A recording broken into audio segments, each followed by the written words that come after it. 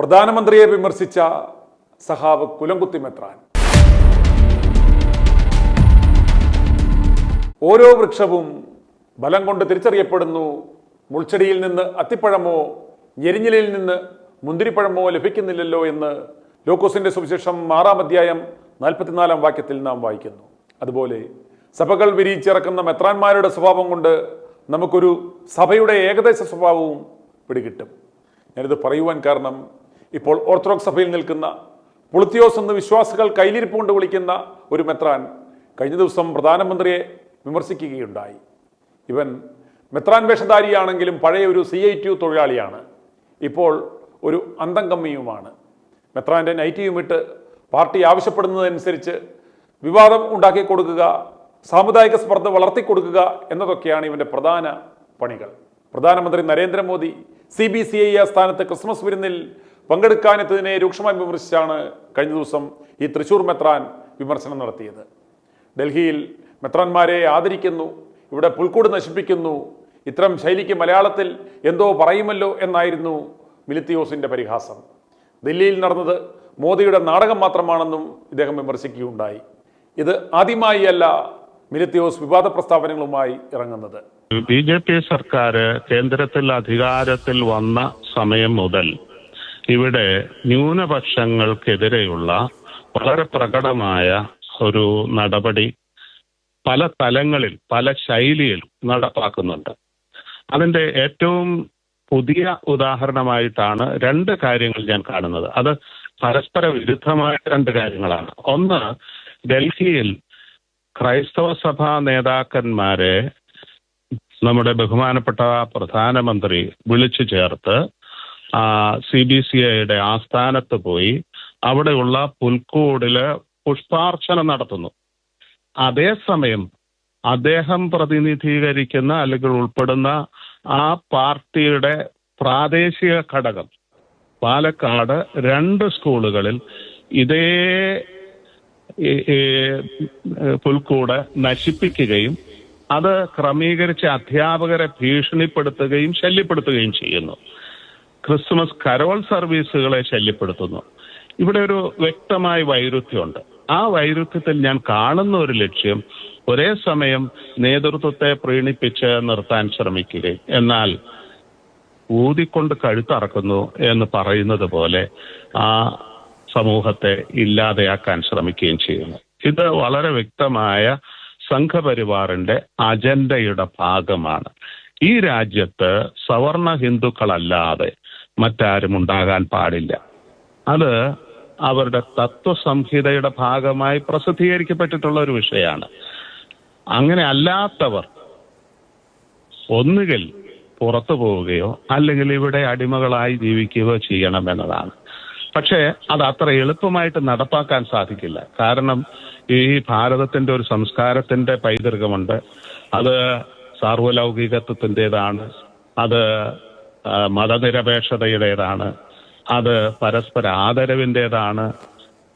അങ്ങനെയുള്ള ഒരു സംസ്ഥാനത്ത് അല്ല ഒരു രാജ്യത്ത് കാര്യങ്ങൾ അവരുടെ ഇഷ്ടപ്രകാരം നടക്കണമെന്നുണ്ടെങ്കിൽ തന്ത്രത്തിലൂടെ നടക്കുള്ളൂ.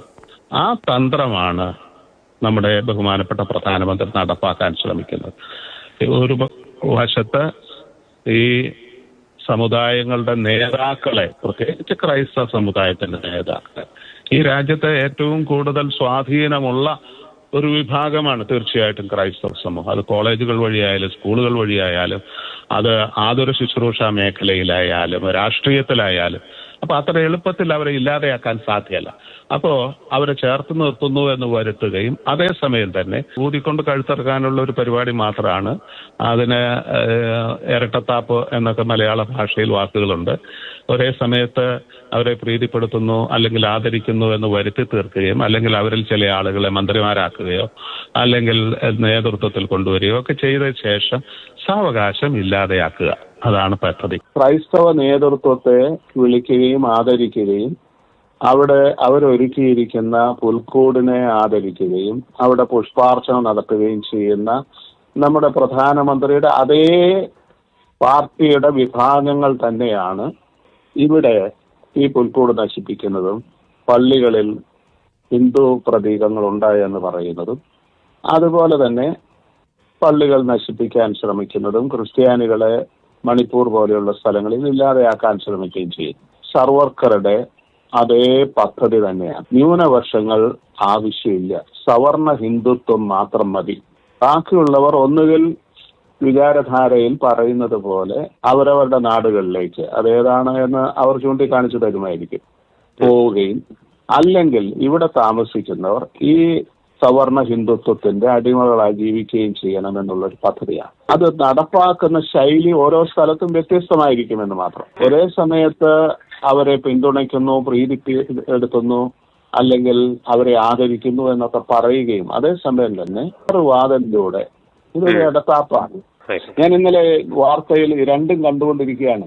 ഒരേ സമയത്ത് പുൽക്കൂട്ടിൽ പുഷ്പവൃഷ്ടി നടത്തുന്ന പ്രധാനമന്ത്രിയുടെ ചിത്രം, അതേസമയം തന്നെ പാലക്കാട് ജില്ലയിൽ 2 ഇടത്ത് പുൽക്കൂടുകൾ നശിപ്പിച്ച ചിത്രവും. അതാരാണ് എന്നുള്ള ചോദ്യം അതിനു മുമ്പ് ഇങ്ങനെ സ്ഥാപിച്ചതിനെ കുറിച്ച് വഴക്കുണ്ടാക്കിയ ആളുകൾ തന്നെയാണ് എന്നുള്ളതാണ് കണ്ടെത്തൽ. അത് സംഘപരിവാറിന്റെ പോഷക സംഘടനയാണ്. യാക്കോബായ സഭയിൽ നിന്നും ഓർത്തഡോക്സ് സഭയിലേക്ക് ഒരു കുലംകുത്തിയായി ഡീലിന്റെ ഭാഗമായി വന്ന ഈ മെത്രാൻ തനിക്കിട്ട് പണി തന്ന് ഇഴിയെ കൊണ്ട് പണി തരുവാനുള്ള പരിപാടിയാണിതെന്ന് മനസ്സിലാക്കി ഓർത്തഡോക്സ് സഭാ തലവൻ മത്തായി മൂന്നാമൻ ഇയാളുടെ പ്രസ്താവന നൈസായി അങ്ങ് നിരസിച്ചു. പുളുത്തിയോസ് മെത്രാൻ പറഞ്ഞത് അദ്ദേഹത്തിന്റെ സ്വന്തം അഭിപ്രായമാണെന്നും സഭയ്ക്ക് ചമദൂര സിദ്ധാന്തമാണുള്ളതെന്നും അദ്ദേഹം പ്രസ്താവിച്ചു. സഭയ്ക്ക് അങ്ങനെ ഏതെങ്കിലും ഒരു രാഷ്ട്രീയ പാർട്ടിയുടെയോ അല്ലെ പ്രധാനമന്ത്രിയുടെയോ പ്രസിഡന്റിൻ്റെയോ ഒന്നും പ്രസ്താവനകളോട് അങ്ങനെ ഒരു നിഷേധാത്മകമായ സമീപനമില്ല. എല്ലാ രാഷ്ട്രീയ പാർട്ടികളെയും എല്ലാ സ്ഥാനികളെയുമൊക്കെ നമ്മൾ വളരെയധികം ബഹുമാനിക്കുന്നു, ആദരിക്കുന്നു എന്നുള്ളതിന് സംശയമില്ല. അതുപോലെ തന്നെ സഭയ്ക്ക് ആശങ്ക ഉണ്ടാക്കുന്ന കാര്യമാണ് ക്രിസ്തീയ സഭകളുടെ പല ദേവാലയങ്ങളും പല അതും നശിപ്പിക്കപ്പെടുന്നു എന്നുള്ളത്. അതിൽ സഭ ഉത്കണ്ഠാകുലരാണ്. കഴിഞ്ഞ ദിവസവും പുൽക്കൂട് നശിപ്പിക്കുകയൊക്കെ ചെയ്തു എന്നുള്ളത് പത്രത്തിൽ വന്നു. എന്നാൽ ബഹുമാനപ്പെട്ട മന്ത്രി ജോർജ് കുര്യൻ്റെ പ്രസ്താവന ഇന്നത്തെ പത്രത്തിലുണ്ടായിരുന്നു. അതിൽ അദ്ദേഹം ഖേദിക്കുന്നു. ആരായിരുന്നാലും അങ്ങനെ ചെയ്യാൻ പാടില്ല. മറ്റ് എല്ലാവരും എല്ലാ മത നേതാക്കന്മാരുടെയും അല്ലെങ്കിൽ മതാധ്യക്ഷന്മാരുടെയും ഗുരുക്കന്മാരുടെയും ഓർമ്മകൾ ആചരിക്കുകയും ബഹുമാനിക്കുകയും ആദരിക്കുകയും ചെയ്യേണ്ടതാണെന്ന് അദ്ദേഹം തന്നെ പറഞ്ഞിട്ടുമുണ്ടായിരുന്നു. അപ്പോൾ അങ്ങനെയുള്ളൊരു രീതിയിൽ ഒരിക്കലും നമ്മൾ അതിനെക്കുറിച്ചൊരു നിഷേധാത്മകമായ പ്രതികരണത്തിൻ്റെ ആവശ്യമില്ല. എന്നാൽ അതേ സമയത്ത് സഭയുടെ ആശങ്കകൾ ഉണ്ട് എന്നുള്ളതായ സത്യം മറച്ചു വെക്കുന്നുമില്ല.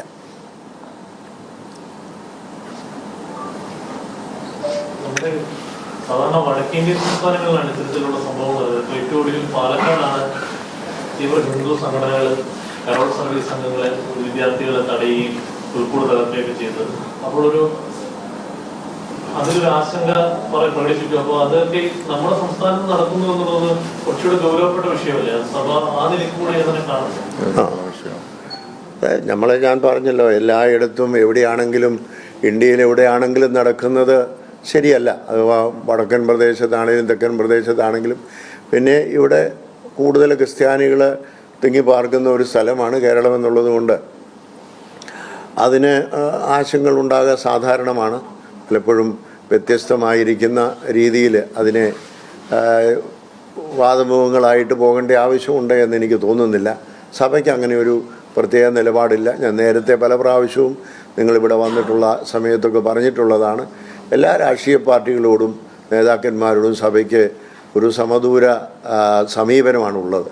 ഒരിക്കലും എന്നാൽ അവരുടെ ഭാഗത്ത് നിന്ന് ചിലപ്പോൾ ഒരാളിൻ്റെ ഭാഗത്തു നിന്നില്ല, പല രാഷ്ട്രീയ പാർട്ടികളുടെ നേതാക്കന്മാരുടെയും ഭാഗത്തു നിന്നുമൊക്കെ അണികളുടെ ഭാഗത്തു നിന്നുമൊക്കെ വ്യത്യസ്തമായ ചില അനുഭവങ്ങൾ ഉണ്ടാകുന്നുണ്ട്. പക്ഷേ അതിലൊക്കെ സഭ അവധാനപൂർവ്വം അത് കാണുന്നു. ദോഷകരമായൊന്നും സംഭവിക്കുകയില്ല എന്ന് ഞങ്ങൾ പ്രതീക്ഷിച്ചുകൊണ്ടിരിക്കുന്നു. ഒരു വശത്ത് ക്രിസ്മസ് ആഘോഷിക്കാനൊക്കെ പ്രധാനമന്ത്രി അടക്കമുള്ള അല്ലെങ്കിൽ മുതിർന്ന നേതാക്കളൊക്കെ പറയുകയും ഭവന സന്ദർശനങ്ങളൊക്കെ നടത്തുന്നു. മറുവശത്താണ് ഇത്തരത്തിലുള്ള സംഭവങ്ങൾ കേരളത്തിലടക്കം സംഭവിക്കുന്നത്. അതുകൊണ്ടാണ് ഈ ഒരു നിലപാടിനെയാണ് ചോദിക്കുന്നത്. അതിനെ ഒരിക്കലും നമ്മൾ ആ തരത്തിൽ ഏതെങ്കിലും ഒരു ഒറ്റപ്പെട്ട സംഭവം വന്നു കഴിഞ്ഞാൽ ഉടനെ തന്നെ അതിന് ഒരു എതിരായിരിക്കുന്ന ഒരു കലാപം ഉണ്ടാക്കണമെന്ന് ഞങ്ങൾ ആഗ്രഹിക്കുന്നില്ല. കാരണം അതുകൊണ്ടാണ് ഞാൻ പറഞ്ഞത്, BJPയുടെ തന്നെ ആളാണല്ലോ ജോർജ് കുര്യൻ മന്ത്രി.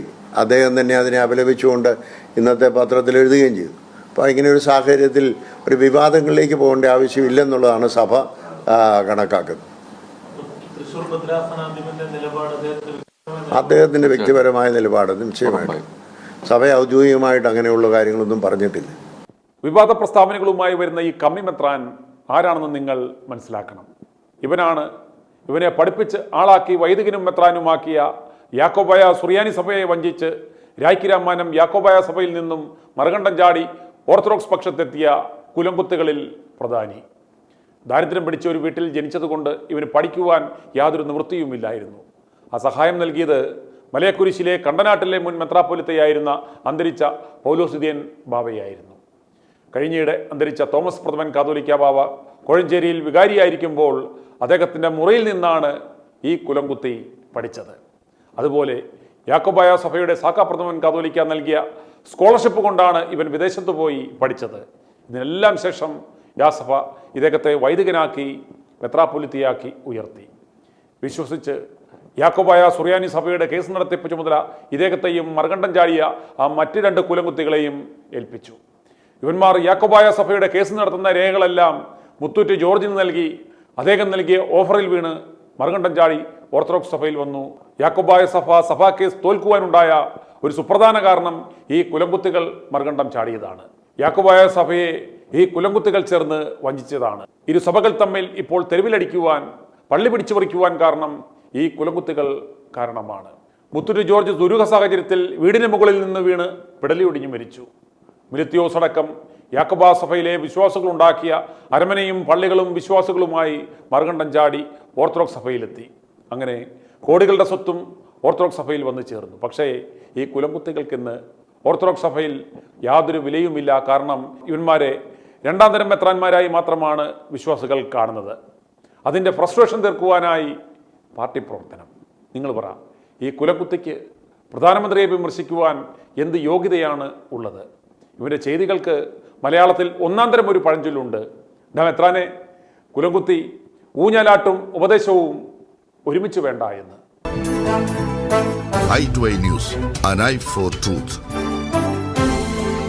i2i News സബ്സ്ക്രൈബ് ചെയ്തിട്ടില്ലാത്തവർ ഇപ്പോൾ തന്നെ സബ്സ്ക്രൈബ് ചെയ്യുക. നോട്ടിഫിക്കേഷൻ ലഭിക്കുവാൻ ബെൽ ബട്ടണും അമർത്തുക.